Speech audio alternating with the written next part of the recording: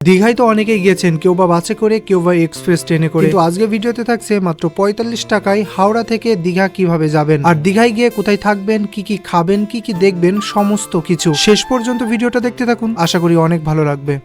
Hello বন্ধুরা, welcome to my channel Yadav blog. চলে এলাম নতুন একটা ভিডিও নিয়ে। আজকের ভিডিওতে দেখাবো হাওড়া থেকে খুব সহজে লোকাল ট্রেনে করে কিভাবে দীঘা যাওয়া যায়, তাও আবার মাত্র ৪৫ টাকা খরচ করে। এখন বাজে রাত ১:৩০ আর এখন কিন্তু চলে এসেছি হাওড়া স্টেশনে। হাওড়া স্টেশনটা যদি দেখাই, দেখুন এখন রাত ১:৩০টার সময়ও কিন্তু হাওড়া স্টেশনে কিন্তু প্রচুর মানুষ রয়েছে। এখান থেকে কিন্তু টিকিটটা কেটে নেব, কেননা ভেতরে কিন্তু এখন টিকিট কাউন্টার খোলেনি। কেটে নিয়ে কিন্তু ভেতরে যাব।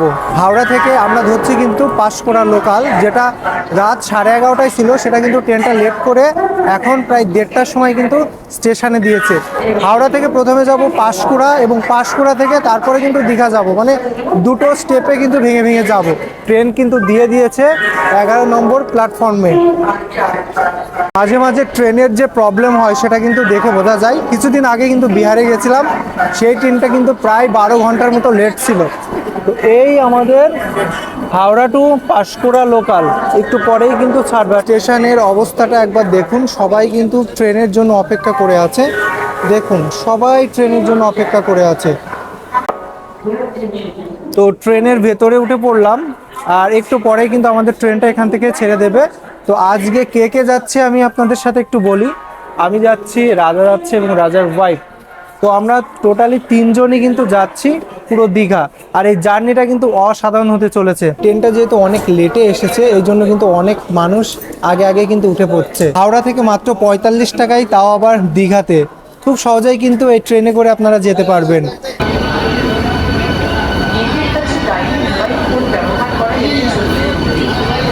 এখন বাজে ১:৫০-এর মতো, ট্রেনটা কিন্তু ছেড়ে দিল। এই ট্রেনটা 11:30টার সময় আসার কথা ছিল হাওড়া স্টেশনে। কোনো কারণে লেট করার ফলে এই ট্রেনটা কিন্তু প্রায় ১:৩০টার দিকে এসেছে। ট্রেনে ওঠার সাথে সাথে ট্রেনটা কিন্তু ছেড়ে দিল। সত্যি মানে বলা যায় অন্যরকম একটা ভাগ্য যে ট্রেনে ওঠার সাথে সাথে ট্রেনটা ছেড়ে দিল। বন্ধুরা, প্রায় ২ ঘন্টা যাত্রা শেষে অবশেষে কিন্তু চলে এসেছি পাঁশকুড়া স্টেশনে। সকাল ৭:২০ ট্রেন আছে এখান থেকে ডিরেক্ট দীঘা। তো পাঁশকুড়া স্টেশনটা কিন্তু এই যে এমনই। আর এই যে এই ট্রেনে করেই কিন্তু আমরা এলাম। দেখুন এই ট্রেনে করেই কিন্তু এলাম। এখান থেকে রয়েছে সকাল ৭:২০ সময়, যেটা ডিরেক্ট যাবে কিন্তু দীঘা। তো এই পর্যন্ত কিন্তু এখানে ওয়েট করতে হবে। এখন বাজে ৪টে, টোটালি ৩ ঘন্টা পাঁশকুড়া স্টেশনে ওয়েট করতে হবে আমাদের। গুড মর্নিং বন্ধুরা, তো এখন বাজে হচ্ছে সকাল ৬:৩০, আর আধা ঘন্টা অর্থাৎ ৭টার সময় এই পাঁশকুড়া থেকে দীঘা এমু স্পেশাল কিন্তু ছাড়বে। আমরা কিন্তু রাতে এসেছিলাম, তারপরে কিন্তু এখানে প্রায় রাত্রে ২ ঘন্টা মতো ছিলাম। আর আজকে কিন্তু ভীষণ ভীষণ ভীষণ ঠান্ডা পড়ছে। আর এছাড়াও আপনারা তাম্রলিপ্তি এক্সপ্রেস, রূপসী বাংলা এক্সপ্রেস, দীঘা এক্সপ্রেস এবং দুরন্ত স্পেশাল ট্রেনে করে আপনারা কিন্তু দীঘা চলে আসতে পারেন। তার জন্য কিন্তু একটু বেশি টাকা খরচ হতে পারে, ১৫০ থেকে ৩০০ টাকা মতো। এছাড়াও হাওড়া থেকে মেচোদা লোকাল ধরে মেচোদা থেকে দীঘা ডাইরেক্ট চলে আসতে পারেন। আপনারা সাঁতরাগাছি থেকেও কিন্তু চলে আসতে পারেন, এমনকি পাঁশকুড়া থেকেও দীঘা লোকাল ধরে চলে আসতে পারেন। এইবার আপনাদের পছন্দ অনুযায়ী আপনারা যে কোনো একটা ট্রেন সিলেক্ট করতে পারেন। পাঁশকুড়া থেকে দীঘা যেতে সময় লাগবে প্রায় ২ ঘন্টা ৩০ মিনিটের মতো। সকাল ৭টার সময় পাঁশকুড়া থেকে ট্রেন ছেড়েছিল, আর আমরা পৌঁছালাম সকাল ৯:৩০। প্রায় ২.৫ ঘন্টার যাত্রা শেষে অবশেষে বলা যায় পৌঁছে গেলাম দীঘাতে। জগন্নাথ দেবের মন্দির এখন কিন্তু সম্পূর্ণ কুয়াশার মধ্যেই রয়েছে। আজকে ট্রেনে কিন্তু এমন ভিড় রয়েছে, দেখতেই পাচ্ছেন, ভালোই কিন্তু ট্রেনে ভিড় রয়েছে। তো চলুন আস্তে আস্তে নামা যাক।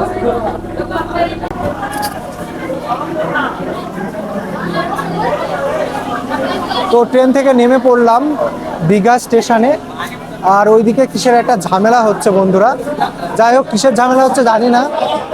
দেখুন কত মানুষ নামলো দীঘা স্টেশনে। আপনারা পেছনের মানুষ দেখে হয়তো বুঝতে পেরেছেন যে দীঘায় কি পরিমাণ মানুষ এই শীতের সময় কিন্তু আসছে। আরও বেশি আকর্ষণ বাড়িয়ে দিয়েছে দীঘার জগন্নাথ মন্দিরটা। একসাথে সমুদ্র সৈকতে যেমন সবাই আনন্দে মেতে থাকবে, একদিকে জগন্নাথ দেবেরও কিন্তু দর্শন হয়ে যাবে। তো সব মিলিয়ে কিন্তু অসাধারণ একটা অনুভূতি। এটা হলো দীঘা স্টেশন। দেখুন অনেকটাই বড় কিন্তু দীঘা স্টেশন। এই যে এই পাশে রয়েছে টিকিট কাউন্টার, এই সাইড দিয়ে কিন্তু আমরা বেরোবো।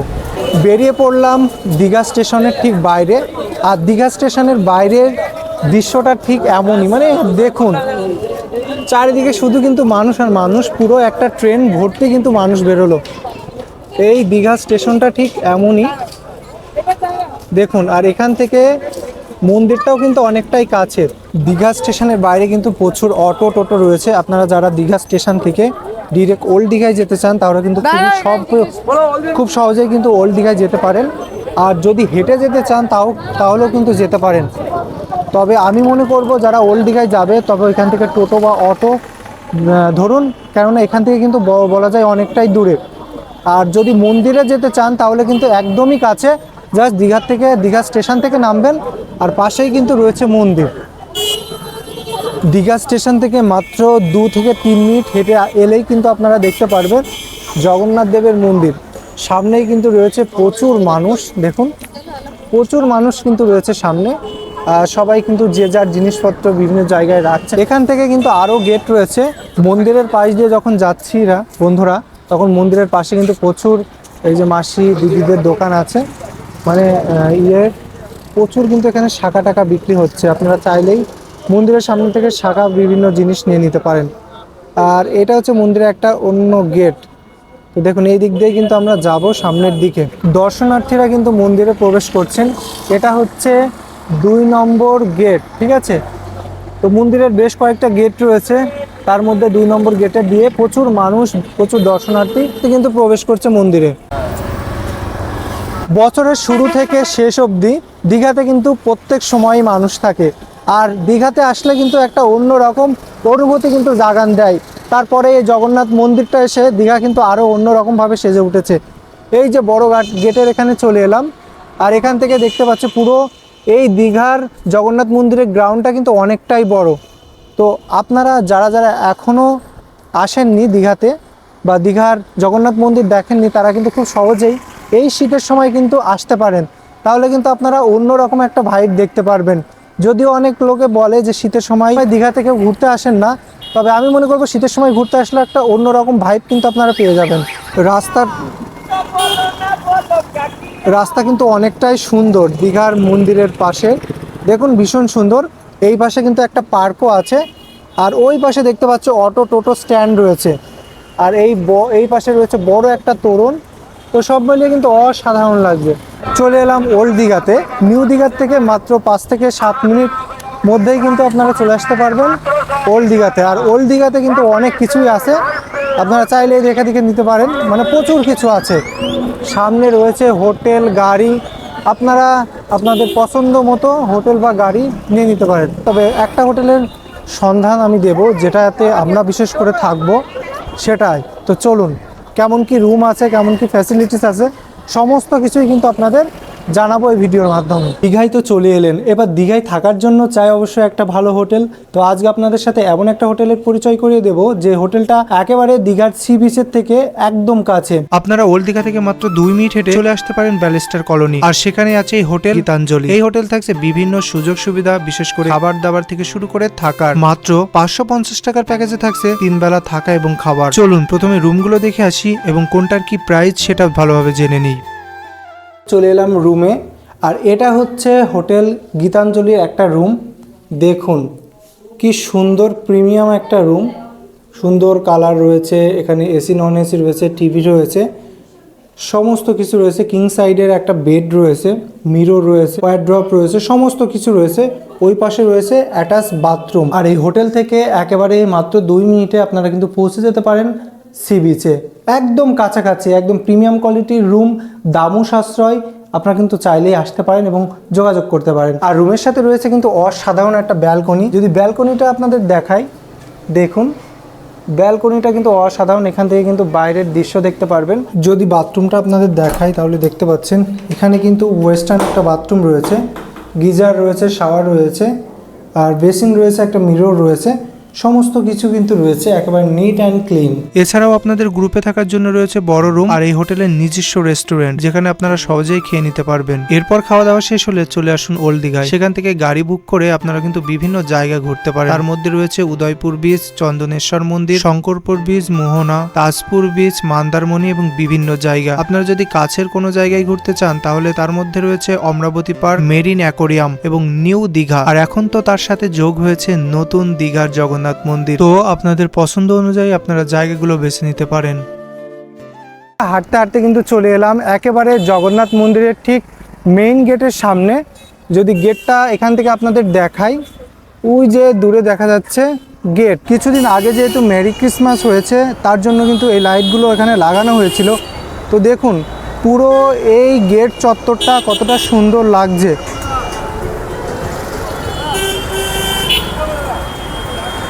মন্দির দর্শন করে কিন্তু বেরিয়ে আসছে। আর সামনে দেখতে পাচ্ছি প্রচুর মানুষ রয়েছে মন্দিরে প্রবেশ করার জন্য। যে যেমনভাবে পাচ্ছে ঠিক তেমনভাবে যাচ্ছে। আর এই মন্দিরটা হওয়ার পর থেকে দীঘাটা কিন্তু আরও বেশি জাঁকজমকপূর্ণ হয়ে উঠেছে। রাত থেকে শুরু করে দিন সব সময় কিন্তু এই মন্দিরে প্রচুর মানুষ, প্রচুর দর্শনার্থীরা আসে। মন্দিরের ঠিক ডান সাইডটাই রয়েছে জুতো বা বিভিন্ন জিনিস রাখবার জায়গা। আপনারা যখন প্রথম এখানে আসবেন তখন কিন্তু আপনাদের জুতোগুলো ঠিক এই নির্দিষ্ট জায়গাতে রেখে দেবেন, কেননা ভেতরে জুতো পায়ে দিয়ে যাওয়া একেবারেই কোনো অ্যালাউড নেই। এই যে আমার পেছনে ভিড়টা দেখতে পাচ্ছেন, এটা কিন্তু সম্পূর্ণ জুতো রাখার ভিড়। মানে কি পরিমাণ মানুষ এখানে আসে দেখুন, সবাই কিন্তু এখানে জুতো রাখেন। তো পুরো মন্দির চত্বরটার আগে কিন্তু প্রচুর মানুষ রয়েছে। এখানে কিন্তু আমরা জুতো রেখে দিলাম, কেননা জুতো নিয়ে ভেতরে প্রবেশ করতে একেবারেই যাবে না। আমাদের কিন্তু একটা কার্ড দিয়ে দিল, এই যে 425-এর কার্ড। যখন আমরা বাইরে আসব তখন এই কার্ড দেখিয়ে কিন্তু আমাদের জুতোগুলো নিয়ে নেব এখান থেকে। যদি আপনাদের ভিড়টা দেখাই, দেখুন সবাই কিন্তু জুতো রাখা এবং নেওয়ার জন্য ভিড় জমিয়েছে। আর এখান থেকে মন্দিরটা কিন্তু খুব সুন্দর লাগছে। চলুন কাছাকাছি যাব এখন মন্দিরে। জুতো রাখার জন্য কোনো চার্জ কোনো কিছুই লাগে না, আপনারা ফ্রিতেই জুতো রাখবেন। তবে যে কার্ডটা দিয়েছে এটা কিন্তু অবশ্যই সামনে রাখতে হবে, কেননা কার্ড ছাড়া কিন্তু জুতো আপনাদেরকে ফেরত দেবে না। এখানে কিন্তু পুজোর যে ডালা সেগুলো পাওয়া যায়, ডালা আর্কেড লেখা রয়েছে। মানে আপনারা যদি পুজো দেন এখানে কিন্তু এখান থেকে পুজোর ডালারা কিন্তু খুব নিয়ে নিতে পারেন। ব্যাগ থেকে শুরু করে বিভিন্ন জিনিস কিন্তু ভেতরে একদমই অ্যালাউড নেই, শুধু ফোন এবং অন্যান্য জিনিস ছাড়া ভিতরে কিন্তু একদম অ্যালাউড করতে দেবে না। আর এই যে সামনে এখানকার এমন পরিবেশ, অনেকেই আছেন বন্ধুরা যারা কিন্তু মন্দিরে প্রবেশ করবেন, তারা কিন্তু এখান থেকে দেখুন পা ধুয়ে তারপরে মন্দিরে প্রবেশ করবেন।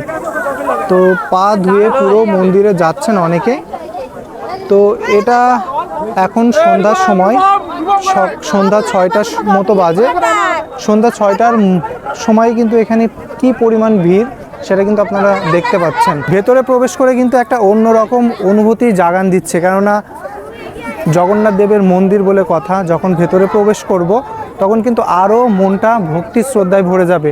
আপনারা যারা এসেছেন তারা তো জানেন দীঘার জগন্নাথ মন্দিরটা এখন বর্তমানে কতটা সমৃদ্ধ এবং কতটা মানুষের জন্য খুব ভালো একটা জায়গায় পরিণত হয়েছে। তো অসম্ভব একটা অনুভূতি আর কি। এখানে কিন্তু একটা স্তম্ভ রয়েছে, দেখুন এখানে কিন্তু এই স্তম্ভটা অষ্টধাতুর স্তম্ভ। আর এই স্তম্ভের নিচেই অনেকেই কিন্তু নমস্কার করছেন, পুজো করছেন। তো এইগুলো কিন্তু এই ভক্তি শ্রদ্ধা একমাত্র আমাদের সনাতন ধর্মীর যে মন্দিরগুলো সেখানেই কিন্তু দেখা যায়।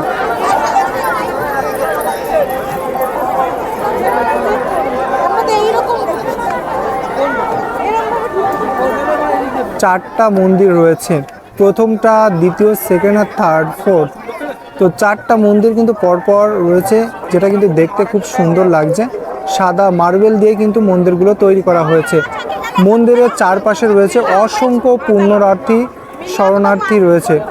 আর এই মন্দিরের আশেপাশে যে পরিমাণ মানুষ রয়েছে পুরো দীঘাকে কিন্তু একটা অন্য রকমভাবে উপস্থাপন করছে। এই জায়গাগুলো এত সুন্দরভাবে লাইটিং করে সাজানো হয়েছে, পুরো জায়গাটাই কিন্তু অসাধারণ লাগছে। যেদিকেই আমরা তাকাচ্ছি সেই দিকেই কিন্তু শুধু মানুষ আর মানুষ। জগন্নাথ মন্দিরে কিন্তু প্রত্যেক দিন প্রতিনিয়ত প্রচুর পরিমাণের মানুষ এসে ভিড় করছেন এবং প্রচুর পুণ্যার্থী এখানে এসে জগন্নাথ দেবের পুজো করছেন। মন্দিরের গর্ভে গিয়ে কিন্তু ছবি তোলা একেবারেই নিষিদ্ধ, কেননা জানি না। আর মন্দিরের ঠিক এই পাশে রয়েছে একটা পুকুর, মানে দুই সাইডে দুটো পুকুর রয়েছে। পুকুরে কিন্তু সেই সময় অনেক পদ্ম ফুটেছিল, যদিও পদ্মগুলো এখন সেভাবে দেখা যাচ্ছে না। আর যখন পুরো মন্দিরগুলো সবাই দর্শন করে ফিরছেন তখন কিন্তু ওই সাইড দিয়ে ফিরে যাচ্ছেন। তো দেখুন প্রচুর মানুষ কিন্তু রয়েছে যারা মন্দির দর্শন করছেন বা করতে এসেছিলেন। একটা মন্দির আমরা টপকে এসে পরের আরেকটা মন্দিরের এখানে এলাম। তো দেখুন কী পরিমাণ মানুষ রয়েছে এখানে।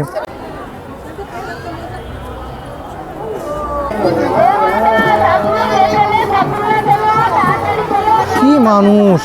একটার ভিতর রয়েছে বিষ্ণুদেবের মূর্তি, তো এখন ভিডিও করতে দিচ্ছে না যেহেতু। আর এই দিকে দেখুন কি পরিমাণ মানুষ, যত সময় বাড়ছে মানুষের প্রকোপ কিন্তু ততই বেশি হচ্ছে। আর ওই পাশে রয়েছে আমার বন্ধু আর বন্ধুর ওয়াইফ, আমরা এই তিনজন কিন্তু এসেছি। পুরো জায়গাটা দেখুন ভীষণ সুন্দর লাগছে, অসম্ভব সুন্দর একটা অনুভূতি বলা যায়।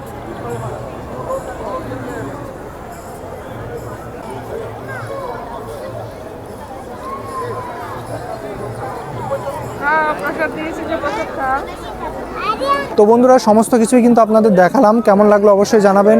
ভালো লাগলে লাইক কমেন্ট, আর নতুন হয়ে থাকলে অবশ্যই আমার চ্যানেলটিকে সাবস্ক্রাইব করবেন। দেখা হচ্ছে নতুন কোনো ভিডিও নিয়ে নতুন কোথাও। সেই পর্যন্ত ভালো থাকবেন, সুস্থ থাকবেন।